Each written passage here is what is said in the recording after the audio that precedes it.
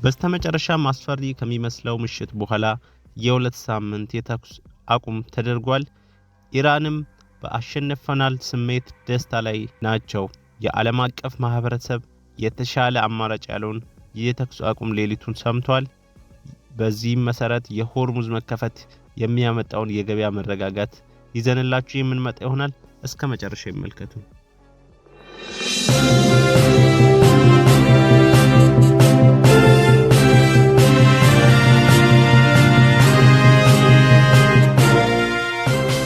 እንደ ዋይት ሃውስ ሴክሬታሪ ቢሎ መግለጫ ዶናልድ ትራምፕ ከፓኪስታን ጠቅላይ ሚኒስትር ሼህባዝ ሻሪፍ እንደ ፊልድ ማርሻል አሲም ሙኒር ጋር ባደረጉት ውይይት መሰረት ሊፈጸም የነበረው እርምጃ ወደ ኢራን የሚላከውን አጥፊ ኃይል እንዳቆም በጠየቁኝ ጊዜ ኢራን እስላማዊ ሪፐብሊክ የሆርሙዝ ባህር ወሽመጥ ሙሉ በሙሉ ወዲያውኑና ደህንነቱ በተጠበቀ ሁኔታ እንዲከፈት ከተስማማች የኢራን የቦምብ ድብደባና ጥቃት ለሁለት ሳምንት ለማቆም እስማማለሁ ሲሉ ተናግረዋል።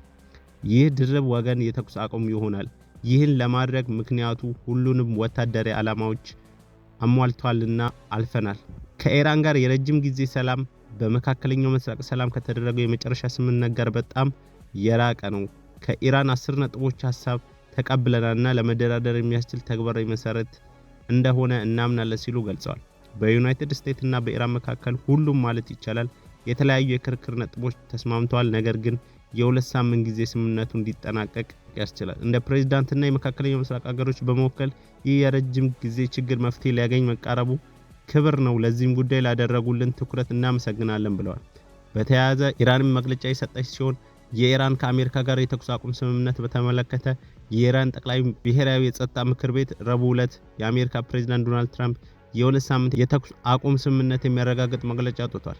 ኢራን ታላቅ ድል አግኝታለች እና ዩናይትድ ስቴትስ የ10 ነጥብ ዕቅዷን እንድትቀበል አስገድዳለች። ይህም የሆርሙዝ ወሽመጥን በቁጥጥር ማለፍና በሁሉም የተቃውሞ ዘንግ ክፍሎች ላይ የሚደረገውን ጦርነት ማቆም አስፈላጊነትን ያካትታል ሲሉ ገልጸዋል። ኢራን ያቀረበችውን በከፍተኛ ብሔራዊ ደህንነት ምክር ቤት በኩል የወጣው ባለ 10 ነጥብ ዕቅድ ለአሜሪካ የሚያዋጡ ጥያቄዎች በስተመጨረሻም ኢራን አሳክተናል ያሉት የተወሰኑ ነጥቦችን ስንመለከት የሆርሙዝ ወሽመጥ ቁጥጥር ወሽመጡ በኢራን ጦር ኃይሎች አስተባባሪነት እንዲከፈት፣ ሌላኛው የአሜሪካ ጦር መውጣት፣ የአሜሪካ ወታደሮች በመካከለኛው ምስራቅ ካሉ ማናቸውም የጦር ሰፈሮች ሙሉ በሙሉ ለቀው እንዲወጡ፣ ሌላኛው ደግሞ የካሳ ክፍያን የአሜሪካ የጦር ለደረሰው ውድመት ለኢራን የካሳ ክፍያ እንድትፈጽም፣ የማዕቀብ መነሳት፣ በኢራን ላይ የተጣሉ ሁሉም ማዕቀቦች በአስቸኳይ እንዲነሱና የታገዱ ንብረቶች በውጭ ሀገራት የታገዱ የኢራን ሀብቶችና ንብረቶች እንዲለቀቁን ያካተተ ነበር።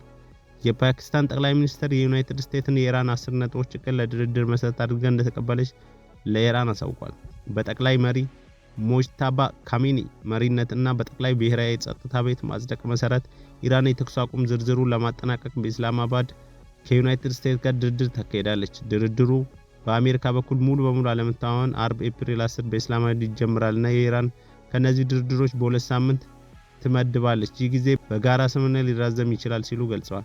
ኢራን ከዩናይትድ ስቴትስ ጋር የተደረጉ ስምምነቶች ሁሉ ወደ አስገዳጅ ዓለም አቀፍ ሕግ እንደሚቀየር በመንግስታዊ የጸጥታው ምክር ቤት ውሳኔ ጠይቃለች። የተኩስ አቁሙ ስምምነቱ ጦርነቱን ማቆም ማለት አይደለም። በ10 ነጥብ ዕቅዱ ዝርዝር ጉዳዮች ላይ ድርድር እየተደረገ ነው።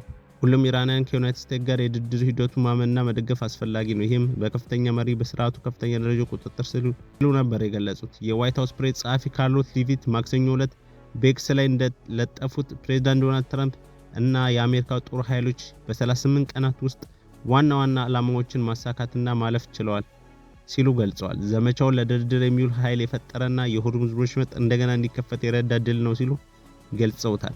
የጦር ኃይላችን ስኬት ከፍተኛው ጥቅም የፈጠረ ሲሆን ፕሬዝዳንት ትራምፕ እና ቡድኑ አሁን ለዲፕሎማሲያዊ መፍትሄና ለረጅም ጊዜ ሰላም ክፍት የሆነ ጠንካራ ድርድር ውስጥ እንዲሳተፉ አስችሏቸዋልም ሲሉ ተናግረዋል። በተጨማሪም ፕሬዝዳንት ትራምፕ የሆርሙዝ ወሽመጥ እንደገና እንዲከፈት አድርጓል ብለዋል ሌቪት። የእስራኤል በበኩሏ አሜሪካ አርብ ዕለት በፓኪስታን ኢስላማባድ በሚካሄደው ድርድር እነዚህን ግቦች ለማሳካት ቁርጠኛ መሆኗን ለእስራኤል ገልጻለች ብለዋል። ነገር ግን ለሁለት ሳምንት የሚቆይ የተኩስ አቁም ስምምነት ሊባኖስን አያካትትም ሲል በመናገር አለመንኩም አስብሏል። የኔታንያሁ መግለጫ የመጣው የፓኪስታን ጠቅላይ ሚኒስትር ሼህባዝ ሻሪፍ አሜሪካ፣ ኢራን አጋሮቿ ሊባኖስና ሌሎች ቦታዎችን ጨምሮ በየቦታው ፈጣን የተኩስ አቁም ስምምነት ለማድረግ ተስማምተዋል ብለው ካወጁ በኋላ ነበር። ሻሪፍ እርምጃው ወዲያውኑ ውጤታማ መሆኑን ተናግረዋል። የሊባኖስ መጋቢት 2 ቀን ከቴህራን ጋር የሚቀናጀው ሂዝቦላ በእስራኤል ላይ ጥቃት ከሰነዘረ በኋላ ወደ አሜሪካ እስራኤል በኢራን ላይ የሚደረገው ጦርነት ውስጥ ገብታለች። ሂዝቦላ ጥቃቶቹ የተፈጸሙት እስራኤል በየካቲት 28 በጦርነቱ የመጀመሪያ ቀን የኢራን ጠቅላይ መሪ አያቶላ አሊ ካሚኒ በመገደሏ እንዲሁም በኖቬምበር 2024 በሊባኖስ የተስማማችውን የተኩስ አቁም ስምምነት በመጣሷ ምክንያት የበቀል እርምጃ እንደሆነ ተናግሮ እንደነበር የሚዘነጋ አይደለም። ቀደም ሲል የተኩስ አቁም ስምምነት የተደረገው እስራኤል በጥቅምት 23 በጋዛ ላይ ዘር ማጥፋት ጦርነት በኋላ ነበር። በእስራኤል ኃይሎች እና በሂዝቦላ መካከል ከአንድ ዓመት በላይ ድንበር ተሻጋሪ የተኩስ ልውውጥ ከተደረገ በኋላ ነው። እንደ ሊባኖስ ባለስልጣናት ገለጻ ከመጋቢት 2 ጀምሮ የእስራኤል በሊባኖስ ላይ በሰነዘረው ጥቃት ከ1500 በላይ ሰዎች ገድሏል እና ከ1 ሚሊዮን በላይ ሰዎች አፈናቅሏል። የእስራኤል ጦር በደቡባዊ ሊባኖስ ላይ ወረራ ጀምሯል እና የድንበር ቀጠና ብሎ ለሚጠራው ተጨማሪ መሬት ለመያዝ አቅዷል ብሏል ሲል ተናግሯል። በኔታንያሁ መግለጫ ላይ ከሂዝቦላ ወይም ከሊባኖስ ምንም አይነት ፈጣን አስተያየትም አልተሰጠም። በተያያዘ የሆርሙዝ ወሽመጥ መከፈት ለዓለም ታላቅ እፎይታ ይኖረዋል ሲል ተገልጿል።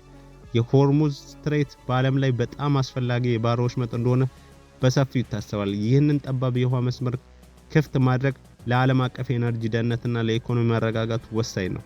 ዓለም አቀፍ የኤነርጂ ደህንነት የሆርሙዝ ስትሬት ክፍት መሆኑ ያልተቋረጠ የነዳጅ ፍሰት ከባህረ ሰላጤው ለመጣ የነዳጅ ዋና የደም ስር ሲሆን ከዓለም አጠቃላይ ፈሳሽ ነዳጅ ፍጆታ በግምቱ ከ20% እስከ 30% የሚሆነው ወይም በቀን 21 ሚሊዮን በርሜል በባህር ውስጥ ያልፋል። ይህ ፈሳሽ የተፈጥሮ ጋዝ ኤልኤንጂ በተለይም በኳታር ከሚመጣው የኤልኤንጂ ወሳኝ መንገድ ነው። የዓለም አቀፍ የኢኮኖሚ መረጋጋትንም ይፈጥራል። ዓለም አቀፍ የነዳጅ ገበያ የተሳሰረ ስለሆነ በባህር ውስጥ መስተጓጓል በእያንዳንዱ አህጉር ላይ ፈጣን ተጽዕኖ ሲያሳድርም ቆይቷል። በቀጥታ ዘይቱን የሚቀበሉ ብቻ አይደለም፣ የዋጋ ተለዋዋጭነት ሲያደርግ ቆይቷል።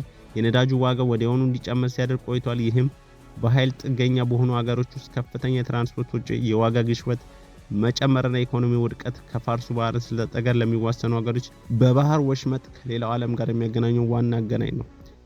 በኤክስፖርት ገቢ እንደ ሳውዲ አረቢያ፣ ኢራቅ፣ የተባበሩት አረብ ኤሚሬትስ፣ ኩዌት እና ኢራን ያሉ አገራቶች አገራዊ በጀታቸውና መሰረተ ልማታቸው ለመደገፍ ከነዳጅ እና ጋዝ ኤክስፖርት የሚገኘው ገቢ ላይ በእጅጉ ይተማመናሉ። የማስመጣት ጥገኝነት እነዚህ ሀገሮች በባህሩ በኩል ከፍተኛ መጠን ያለው ምግብ፣ የተመረቱ ዕቃዎችና ቴክኖሎጂን ያስመጣሉ። ይህ መዘጋት በአካባቢው አስፈላጊ ዕቃዎች እጥረት ሲያስከትልም ቆይቷል። የዓለም አቀፍ አቅርቦት ሰንሰለቶች ቀጣይ ከኃይል ባሻገር የባህር ወሽመጥ ለኮንቴነር መርከቦች፣ ለጅምላ አጓጓዦች የመጓጓዣ ነጥብ ሆኖ ሲያገለግልም የቆየ ነበር። የሚከተሉትን ሁኔታ አረጋገጠ። ማኑፋክቸር የተረጋጋው ሆኖ ይቀጥላል። በአውሮፓና በእስያ የሚገኙ ፋብሪካዎች ጥሬ ዕቃዎቻቸው ወይም ከመካከለኛው ምስራቅ የሚመጡ ኢነርጂስ ላይ የተመሰረቱ የምርት መርሃ ግብሮች መጠበቅ ይችላሉ። የገበያ መተማመን ክፍት ስትሬት የጂኦፖለቲካል መረጋጋት ያመለክታል። ይህም በክልሉና በዓለም አቀፍ የመርከብ ኢንዱስትሪዎች ውስጥ ዓለም አቀፍ ኢንቨስትመንትን ያበረታታል። አዲስና ትኩስ ዜናዎች ሲለቀቅ እናንተ ጋር ቀድሞ እንዲደርሳችሁ ቪዲዮውን ላይክ፣ ሼር፣ ሰብስክራይብ እያደረጋችሁ ለዛሬ ያቀረብንላችሁ ይሄ መስል ነበር። ሰላም ለሀገራችን፣ ጤና ለሕዝባችን።